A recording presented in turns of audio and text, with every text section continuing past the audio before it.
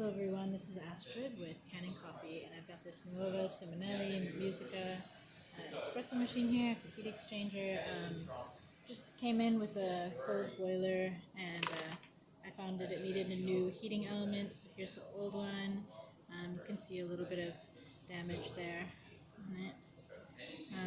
Some scale buildup. So I replaced that and had a look throughout the machine. I didn't really find any other issues. Actually, the gasket and the group head looks perfect. Everything looks great in there. The rest of the machine works. I did change the flow meter because it seemed like there was a small issue with that, but really simple, really easy repair. I was not able to repair the panels, so they'll just need to be replaced. There's not really a way to resolve that without just replacing the whole panel itself.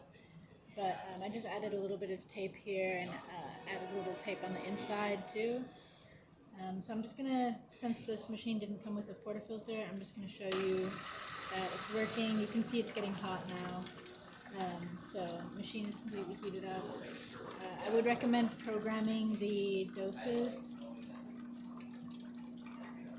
And you can do that by just holding this button down for 5 seconds and then programming the dose and using this to exit. Here's the steam, and then I'll show you the hot water.